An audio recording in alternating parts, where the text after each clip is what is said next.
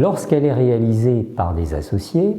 l'immixtion est généralement le fait de ceux dont la participation au capital social est importante, car ils ont une grande influence dans la société et car ils peuvent jouir de l'autorité nécessaire à l'accomplissement des actes de gestion.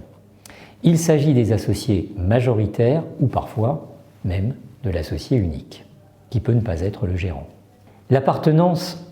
à un même groupe de sociétés peut aussi constituer un facteur qui facilite l'intervention d'une société dans la gestion d'une autre société. Et cette immixtion dans la gestion des sociétés en groupe doit être aussi examinée à la loupe. Alors, premièrement, l'immixtion des associés majoritaires dans la gestion de la société. La définition de l'associé, de ses pouvoirs de contrôle, doit être rappelée avant d'examiner comment la jurisprudence va caractériser cette fameuse immixtion des associés majoritaires dans la gestion lorsque la société est in bonis, c'est-à-dire lorsqu'elle fonctionne en bonne santé, ou bien lorsqu'elle est en difficulté et qu'elle se dirige vers un redressement judiciaire. En l'absence de définition légale, l'associé est défini en règle générale en considération du contrat de société qui fait qu'elle a apporté à la société en vue de participer aux bénéfices de celle-ci et aux pertes un bien ou du numéraire et qu'elle est animée de l'esprit de société qu'on appelle l'affectio societatis. Le pouvoir qui est inhérent à la qualité d'associé, c'est le pouvoir de contrôle. Contrôle de l'activité des dirigeants sociaux, et lorsqu'il exerce son pouvoir de contrôle à l'extérieur ou au sein des organes de contrôle, tels que l'Assemblée générale, ou bien le conseil de surveillance, ou le conseil d'administration, l'associé ne doit pas empiéter sur les prérogatives des dirigeants sociaux de droit. Alors, pour les tribunaux, la qualité d'associé, même majoritaire, n'emporte pas nécessairement la qualité de dirigeant de fait, car elle peut être considérée en elle-même comme impliquant une participation effective de la gestion sociale. Cela signifie qu'un associé, même majoritaire, ne peut être qualifié de dirigeant de fait si et seulement si il s'est immiscé dans la gestion de la société. En ce qui concerne l'associé unique, la Cour de cassation réaffirme dans un arrêt du 12 juillet 2005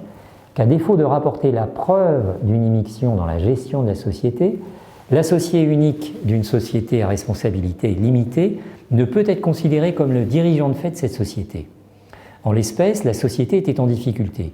Lorsque la société est in bonis et que la qualité de dirigeant de fait est recherchée à l'égard d'un associé unique ou majoritaire, la juridiction exige également que soit établie la preuve d'une immixtion de cet associé dans la gestion de la société. Ainsi,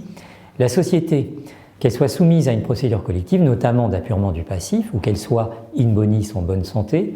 dans les deux cas, la jurisprudence affirme de façon constante que la direction de fait, et partant la qualité de dirigeant de fait, ne résulte pas du tout de la qualité d'associé majoritaire ou même d'associé unique, mais seulement de la participation réelle à la gestion de la société. La qualité d'associé majoritaire ou d'associé unique d'une société n'implique donc pas nécessairement que la direction soit une direction de fait de la personne morale. Elle fournit un moyen de l'immixtion dans la gestion et elle facilite parfois que tel associé jouisse d'une influence considérable dans la société, qu'il peut utiliser cet avantage pour exercer les pouvoirs qui sont normalement dévolus au dirigeant social. Pour décider qu'un associé s'est immiscé dans la gestion de la société, les juges doivent établir des agissements imputables qui sont constitutifs d'actes positifs de gestion. Dans un cas où la société n'avait pas été soumise à une procédure collective d'appurement du passif, la Cour de cassation a approuvé les juges du fond en disant qu'ils avaient bien retenu que l'associé majoritaire d'une société s'était réellement immiscé dans la gestion en assurant son administration, ses relations notamment bancaires avec les fournisseurs, mais aussi avec les clients au moyen d'une procuration dont il était porteur. De la même façon, dans un arrêt qui a été rendu en 2006, le 13 septembre 2006, la Cour de cassation a approuvé les juges du fond qui avaient reconnu cette qualification en disant que la personne signait des documents administratifs ou des déclarations fiscales et qu'il disposait surtout, dans ce cas, de la signature bancaire. La jurisprudence de la Cour de cassation l'a encore fait dans un arrêt du 12 juillet 2005 en disant que, en cas de liquidation judiciaire, l'associé unique en qualité de dirigeant de fait n'était pas de ce fait seul caractérisé comme le dirigeant de fait de la société. Ceci a été confirmé par la Cour d'appel qui, pour condamner un prévenu en qualité de dirigeant de fait, retient notamment ce qui est à l'origine de l'intégralité du capital social, particulièrement déterminant au moment de la constitution de la société. C'est donc une recherche permanente du juge qui doit déterminer si ces critères d'immixtion dans la gestion, que ce soit par la manipulation de documents bancaires ou bien des relations particulières avec les fournisseurs ou les clients, sont constitutives et caractéristiques de la gestion de fait.